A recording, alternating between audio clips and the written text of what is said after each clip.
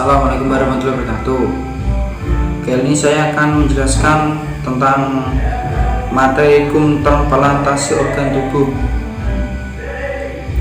Kematian adalah sebuah keniscayaan bagi semua makhluk hidup, khususnya manusia. Kematian adalah akhir dari siklus kehidupan seorang manusia yang di dunia, yang dimulai dari proses pembuahan, kelahiran, dan kehidupan. Dari segi sains, hingga saat ini fenomena kematian masih merupakan misteri yang belum terungkap. Transplantasi dapat dikatakan fenomena klasik pada zaman dulu dan dikembangkan hingga sampai sekarang. Dan sampai hingga sekarang merupakan masalah ijtihad yang menyangkut permasalahan kontemporer. Persoalan transplantasi bukan merupakan rahasia yang harus dipegang oleh pihak medis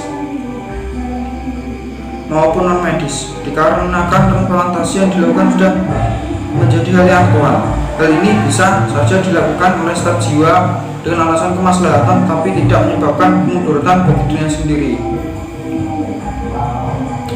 Di Indonesia sendiri sudah sering terjadi transplantasi dengan tujuan keselamatan manusia yang harus dilakukan dengan cara pembuktian dari pihak medis.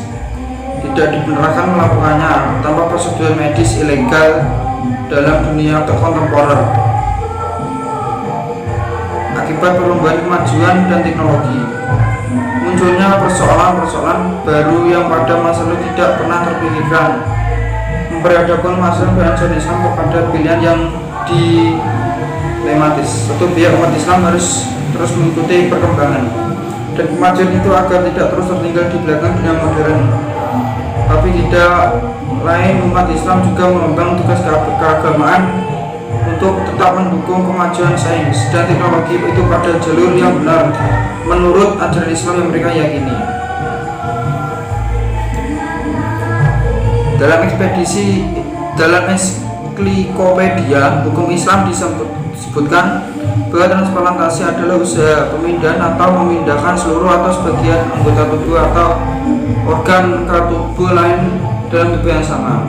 Dalam pemahaman Islam disebutkan bahwa transplantasi ditujukan untuk mengganti organ yang tidak berfungsi pada penerima, sesuai dengan surat An-Nisa ayat 29 yang artinya, wahai orang-orang yang beriman, janganlah kamu saling memakan harta sesamamu dengan cara yang batil, kecuali dengan perniagaan yang berlaku dengan sama suka di antara kamu, dan janganlah membunuh diri sendiri. Dunia Allah Maha Penyayang padamu, dikarenakan Dia menentukan kematian itu menurut ajaran Islam adalah Allah Subhanahu wa Ta'ala, sesuai dengan maksud surah Al-Imran ayat 156, yang artinya Allah menghidupkan dan mematikan, dan Allah melihat apa yang kamu kerjakan di saat kamu masih hidup di dunia ini. Tentang hukum membolehkan transplantasi organ tubuh manusia dalam keadaan hidup, para ulama mengambil hukum obat itu sendiri. Dalam metode ijtihad Muhammadiyah menyatakan bahwa hukum transplantasi organ dalam keadaan hidup. Muhammadiyah juga selaku ulama fikih berpendapat bahwa memiliki organ tubuh manusia dari orang yang masih hidup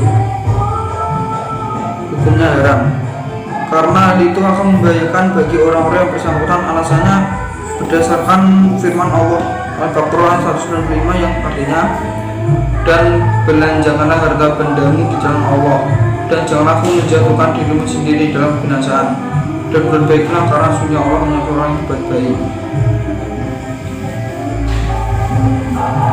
Ayat ini dipahami oleh Muhammadiyah berdasarkan petunjuk agar manusia tidak berbuat sesuatu yang mengganggu fungsi fisiknya, apalagi kalau tindakan itu mengakibatkan kematian, sekalipun maksudnya untuk menolong orang lain. Muhammadiyah memahaminya secara umum sehingga mencakup merusak manusia adalah haram. Hal ini berlaku pada siapapun dan kondisi apapun, baik pada ibu, anak, atau suami. Muhammadiyah kemudaratan itu sudah hilang pada resikonya dibantu. Walaupun yang menyembuhkan penyakit itu Allah, tapi apabila seorang dalam keadaan kiparat, ia wajib berusaha menyembuhkan dengan jalan berobat. Jika ingin berkeinginan menolong dan mendonorkan organ kita pada si penderita tersebut, maka kita diharuskan untuk mendonor dalam keadaan ikhlas dan niat yang tulus, tanpa mengharapkan imbalan dari keluarga yang akan menerima donor. Dalam kaitan ini banyak ditemukan hadis-hadis Nabi yang menganjurkan orang yang sakit untuk berobat. Rasulullah SAW bersabda, berdoalah kamu wahai manusia, karena sungguh Allah tidak memberikan suatu penyakit tanpa Allah obatnya, kecuali penyakit tua pikun. Berdasarkan orang di atas, dalam hal ini penulis tertarik untuk mengadakan penelitian permasalahan yang terkait dengan latar belakang di atas dan penulis yang mengaji tentang hukum tentang memutuskan hukum wanita dan hidup. Assalamualaikum warahmatullahi wabarakatuh. Perkenalkan, nama saya Fika Nurdiati dari kelas BKI 1G.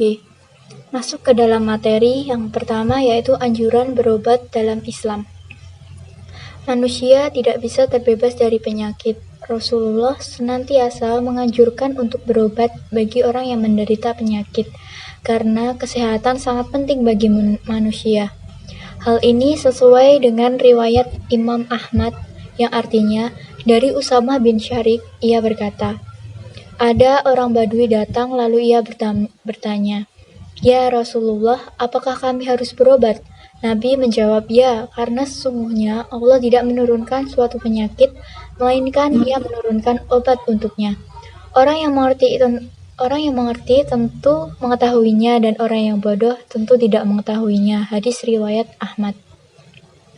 Berdasarkan hadis di atas dijelaskan bahwa adanya berbagai upaya atau ikhtiar, dan itu tidak berarti menafikan tawakal kepada Allah bagi orang yang mempercayainya, bahwa upaya-upaya itu atas izin dan takdir Allah, dan bahwasanya upaya-upaya itu bukan dengan sendirinya menyembuhkan, akan tetapi atas takdir Allah juga. Karena obat itu terkadang bisa berbalik menjadi penyakit bila takdir Allah menghendakinya. Namun berobat itu tidak menafikan tawakal, sebagaimana tidak menafikan mengusir lapar dan haus dengan makan dan minum. Ini sama sekali tidak bertentangan dengan kewajiban selalu bertawakal kepada Allah, terutama bagi orang yang yakin dengan sarana-sarana pengobatan tersebut adalah berkat adanya izin dari ketentuan Allah. Sementara pengobatan adalah upaya untuk mengembalikannya, kesehatan itu harus selalu dijaga. Dan salah satu caranya adalah dengan memberikan obat-obatan yang berlawanan dengan karakter penyakit itu sendiri. Begitu misterius dan relatifnya hakikat penyakit dan hakikat obatnya, sehingga sedikit sekali orang yang mempercayai teori tersebut. Dari sinilah seorang dokter salah dalam memberikan diagnosa, sehingga pasien yang ditanganinya tidak sembuh. Kita percaya pada jaminan yang disampaikan Nabi SAW bahwa setiap penyakit itu pasti ada obatnya. Kalau kemudian kita lihat banyak orang yang berobat tetapi tidak sembuh, itu karena hakikatnya obatnya yang belum diketahui. Walaupun demikian, tidak baik terus-terusan menggunakan obat-obatan yang terkadang pengaruhnya terhadap tubuh bisa lebih kuat daripada penyakit yang diderita oleh si penderita, sehingga ia bisa mempengaruhi kesehatannya. Yang kedua yaitu macam-macam transplantasi. Secara umum, transplantasi dapat dikelompokkan menjadi 3 jenis. Yang pertama, autotransplantasi, merupakan transplantasi atau pendonoran yang terjadi pada tubuh yang sama. Transplantasi ini dilakukan dengan cara memberikan dan menerima berada pada satu tubuh, bukan transfer dari luar. Yang kedua yaitu homotransplantasi, merupakan transplantasi atau pendonoran yang dilakukan pada jenis atau spesies yang sama, misalnya antara manusia dengan manusia ataupun hewan dengan hewan. Yang ketiga yaitu heterotransplantasi, merupakan transplantasi atau pendonoran yang dilakukan pada penerima dan pendonor yang berbeda jenis, seperti halnya transplantasi yang terjadi antara manusia dengan hewan.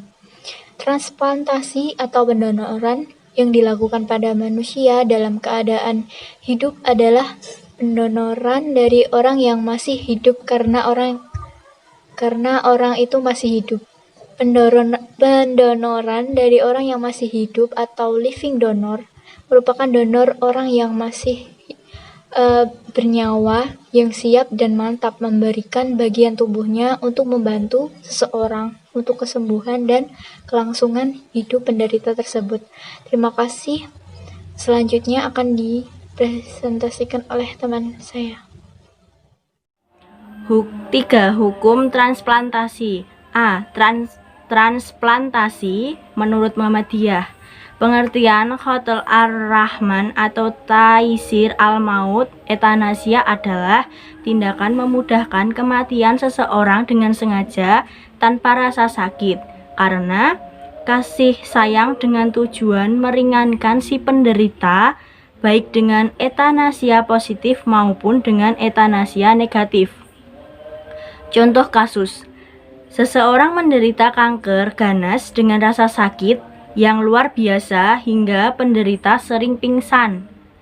Dalam hal ini, dokter yakni bahwa yang bersangkutan akan meninggal dunia. Kemudian dokter memberikan obat dengan takaran tinggi atau overdosis yang sekiranya dapat menghilangkan rasa sakitnya, tetapi menghentikan pernapasan sekaligus. Berdasarkan permasalahan tersebut di atas, memudahkan proses kematian secara aktif seperti pada contoh di atas, tidak diperkenankan oleh syara. Sebab yang demikian, dokter melakukan tindakan aktif dengan tujuan membunuh yang sakit dan mempercepat kematian melalui pemberian obat secara overdosis. Dalam hal ini, dokter telah melakukan pembunuhan baik dengan cara contoh di atas, dengan pemberian racun yang keras, dengan penyengatan listrik, ataupun dengan mempergunakan senjata tajam. Semua itu termasuk pembunuhan yang haram hukumnya.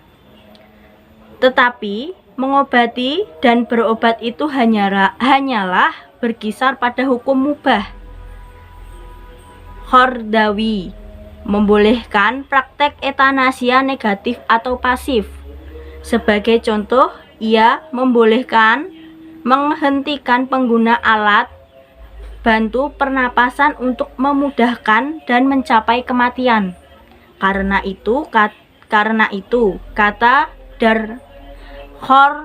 Qardawi, saya berpendapat bahwa etanasia seperti ini berada di luar daerah memudahkan kematian dengan cara aktif, tetapi masuk dalam jenis lain, yaitu etanasia negatif.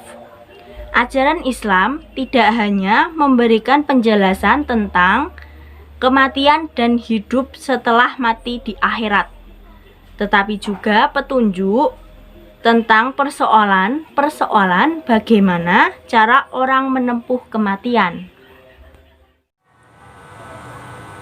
Dalam konteks euthanasia, beberapa pemikir muslim bahkan berpandangan bahwa euthanasia, baik yang termasuk kategori euthanasia aktif maupun euthanasia pasif, baik dengan persetujuan pasien ataupun keluarganya, dilarang dalam agama Islam, karena bertentangan dengan prinsip-prinsip kemuliaan dalam jurisprudensi Islam yang diambil dari dalil-dalil tekstual, yakni Al-Quran dan Sunnah Nabi. Tindakan mempercepat kematian secara aktif jelas sekali keharamannya, karena tindakan tersebut nyata-nyata mengandung unsur jarimah atau tindak pidananya melakukan pembunuhan. Sedangkan membunuh dalam Islam sesuatu perbuatan yang diharamkan. Islam tidak mentolerir alasan apapun untuk mempercepat kematian seseorang. Memang, terkadang alasan yang dijadikan pertimbangan adalah karena merasa kasihan terhadap penderita penyakit yang sudah kronis, sehingga memperlama hidupnya. Yang demikian itu membuat repot orang sakit itu sendiri, di samping juga merepotkan keluarganya dan orang lain. Selain itu, bahwa mengobatinya sudah dianggap terlalu lama, akan tetapi penyakitnya terlihat tidak menunjukkan ciri-ciri berkurang, sehingga dari segi ekonomi, hal tersebut dipandang hanya mubazir apalagi keluarganya tidak sanggup lagi membiayai pengobatannya. Lalu, akhirnya disimpulkanlah untuk melakukan tindakan euthanasia aktif tersebut. Nas Syara' yang menyatakan larangan terhadap pembunuhan antara lain surat Al-Isra ayat 33 yang artinya, dan janganlah kamu membunuh jiwa yang diharamkan oleh Allah, melainkan dengan suatu alasan yang benar. Pembunuhan terhadap orang yang sedang sakit berarti mendahului takdir Allah Subhanahu wa taala. Allah Subhanahu wa taala telah menentukan batas akhir usia manusia. Dengan mempercepat kematiannya, pasien tidak mendapatkan manfaat dari ujian yang diberikan oleh Allah Subhanahu wa taala kepadanya, yakni berupa ketawakalan kepadanya. Yang berhak mematikan dan menghidupkan manusia hanyalah Allah Subhanahu wa taala. Manusia dalam hal ini tidak mempunyai hak dan kewenangan untuk memberi hidup atau mematikannya. Sebagaimana firman Allah Subhanahu wa taala dalam surat Yunus ayat 56 yang artinya, dialah yang menghidupkan dan mematikan, dan hanya kepadanya lah kamu dikembalikan. Dengan euthanasia artinya manusia mengambil hak Allah Subhanahu wa taala yang sudah menjadi ketetapannya. Baik, kemudian tindakan mempercepat kematian atau euthanasia itu sering terjadi di dalam kalangan umat Islam. Di berbagai tempat pula, khususnya di kalangan orang-orang yang kurang mampu dalam hal atau dalam segi ekonomi. Mereka hanya menunggu takdir Allah sambil berdoa, yang mana dalam hati mereka juga terdapat kepasrahan-kepasrahan. Jika dikembalikan kepada Al-Quran, tindakan euthanasia ini sangatlah dilarang. Ada sebab atau alasan kenapa euthanasia atau mempercepat kematian ini sangat dilarang dalam umat Islam. Yang pertama adalah karena umat Islam sangat menjunjung tinggi kehidupan manusia. Dan kehidupan manusia adalah nilai dasar yang disucikan Allah Subhanahu wa taala. Allah berfirman dalam Quran surat Al-An'am ayat 151 yang artinya adalah, dan janganlah kamu membunuh jiwa yang diharamkan Allah atau membunuhnya, melainkan dengan suatu sebab yang benar. Demikian, itu yang diperintahkan kepada kamu supaya kamu memahaminya. Alasan yang dimaksud adalah alasan yang benar menurut hukum Islam, seperti hukum kisos terhadap seorang pembunuh, kemudian hukuman mati bagi orang yang murtad, kemudian rajam bagi pelaku zina, dan juga lain sebagainya. Fikih kematian merinci syarat lain diizinkannya membunuh jiwa baik di masa perang maupun di masa damai, dengan persyaratan yang ketat dan bersifat pencegahan untuk meminimalkan terjadinya kejahatan semacam itu.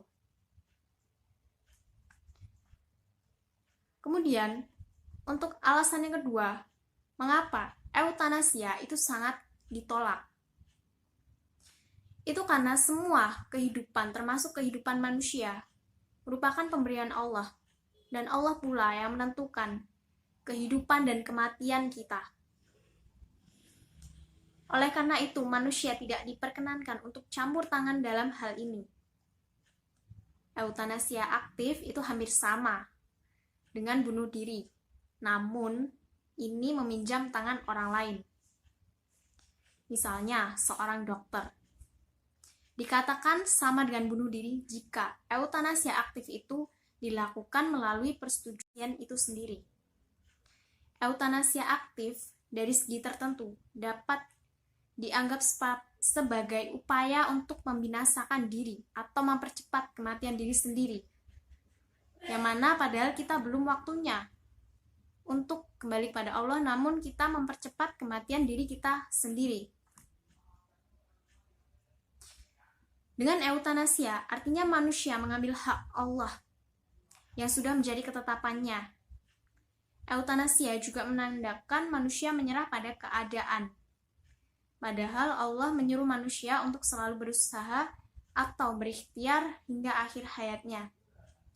Bagi manusia tidak ada alasan untuk berputus asa atas penyakit yang dideritanya, sebab masih ada kewajiban yang diberikan kepada kita untuk senantiasa melakukan ikhtiar.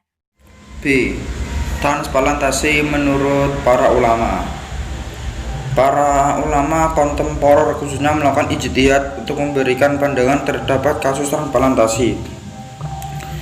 Terdapat beberapa pandangan mengenai hukum transplantasi organ tubuh manusia dari berbagai kalangan, baik kalangan ulama klasik maupun ulama kontemporer. Ulama beberapa pendapat terkait hukum transplantasi organ tubuh. Para ulama fikih klasik sepakat bahwa melakukan transplantasi organ tubuh manusia dengan organ manusia lainnya diperbolehkan selama tidak mendapatkan organ lainnya dan menimbulkan kemudaratan. Imam An-Nawawi berpendapat bahwa apabila seseorang menyambung tulangnya dengan barang najis dikarenakan tidak ada barang yang suci, barang hukumnya diperbolehkan. Namun apabila ada barang suci kemudian disambung dengan barang najis, maka hukumnya wajib jika tidak menimbulkan bahaya. Zakaria Ansori pun sependapat jika pendapat Al-Nawawi dalam kitabnya Fathul Al-Wahhab Syarh Manhaj Al-Jutulab bahwa seseorang yang melakukan penyambungan tulang atas dasar kebutuhan yang mendesak dengan tulang yang najis disebabkan tidak adanya tulang yang lain yang cocok, maka hal itu diperbolehkan dan sah sholatnya, terkecuali apabila tidak ada kebutuhan yang mendesak atau ada tulang lain yang suci, maka kewajiban membukanya walaupun sudah tertutup oleh daging dengan catatan proses pengambilan aman dan tidak menimbulkan serta kematian. Pendapat As-Salam Asy-Syukuri dan Mesir berpendapat bahwa transplantasi organ tidak diperbolehkan berdasarkan atau prinsip-prinsip dan pertimbangan sebagai berikut. Kesucian hidup tubuh manusia. Tubuh manusia sebagai amanah. Perlakuan tubuh manusia dengan benda materai sebagai kemenangan hidup manusia menghindari keraguan. Yusuf Qaradawi menyatakan bahwasanya praktik transplantasi itu boleh dilakukan meskipun diperbolehkan, akan tapi sifatnya tidaklah mutlak melainkan yang bersyarat. Oleh karena itu seseorang tidak boleh mendonorkan sebagian organ tubuhnya yang justru akan meninggalkan kemelaratan dan kesengsaraan bagi dirinya sendiri atau orang yang punya hak tetap atas dirinya.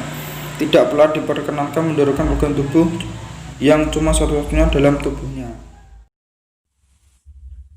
Baik, kemudian transplantasi yang didasari oleh kedaruratan atau dalam keadaan yang terpaksa, bahwasanya itu dapat dikategorikan sebagai sifat yang mubah atau diperbolehkan.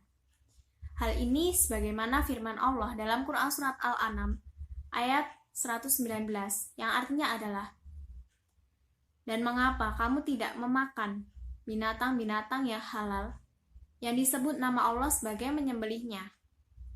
Padahal sesungguhnya Allah telah menjelaskan kepada kamu apa yang diharamkannya atas kamu, kecuali apa yang terpaksa kamu memakannya. Dan sesungguhnya kebanyakan dari manusia benar-benar menyesatkan orang lain dengan hawa nafsu mereka tanpa pengetahuan. Sesungguhnya Rabb-Mu, Dialah yang lebih mengetahui orang-orang yang melampaui batas. Transplantasi yang didasari sebagai kebutuhan seseorang yang mendonorkan organ tubuhnya untuk menyelamatkan orang lain atau kehidupan resipien yang sangat membutuhkan dalam saling tolong-menolong dalam hal kebaikan, itu sebenarnya juga dianjurkan dalam Islam. Sebagaimana firman Allah juga dalam Quran Surat Al-Ma'idah ayat 2 yang artinya adalah, dan tolong-menolonglah kamu dalam mengerjakan kebaikan dan takwa, dan jangan tolong-menolong dalam berbuat dosa dan permusuhan. Adapun permasalahan transplantasi organ tubuh, untuk di Indonesia sendiri, itu sudah diatur oleh Pemerintah Republik Indonesia nomor 18 tahun 1981 tentang bedah mayat dan klinis dan bedah anatomis serta transplantasi atau jaringan tubuh manusia pada tanggal 17 September 1992 tentang disahkan oleh Dewan Perwakilan Rakyat Republik Indonesia sebuah Undang-Undang Nomor 36 Tahun 2009. Transplantasi organ tubuh ialah pemindahan organ atau jaringan tubuh manusia atau hewan yang masih berfungsi untuk menggantikan organ yang tidak berfungsi dalam rangka pengobatan dan upaya penyelamatan nyawa penerima donor. Transplantasi organ tubuh telah menjadi salah satu solusi yang paling berarti dalam dunia kedokteran modern. Banyak nyawa manusia yang tertolong dengan cara transplantasi organ ini. Hukum transplantasi organ menurut Muhammadiyah adalah haram. Menurutnya, pencakokan organ manusia apabila dilakukan pada saat pendonor tersebut masih bernyawa atau masih hidup bisa mempercepat kematian seseorang.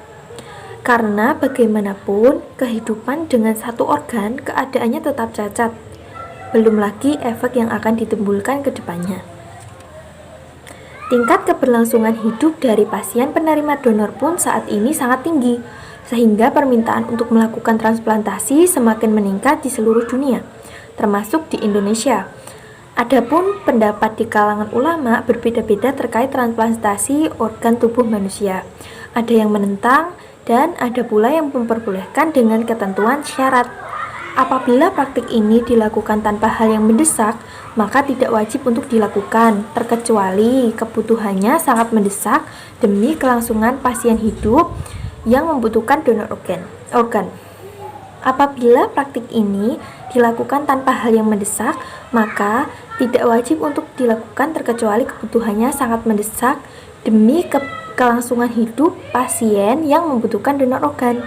Sebagaimana pandangan hukum Islam bahwa hukum transplantasi dilakukan demi kemaslahatan manusia, yakni menyelamatkan nyawa dari kematian.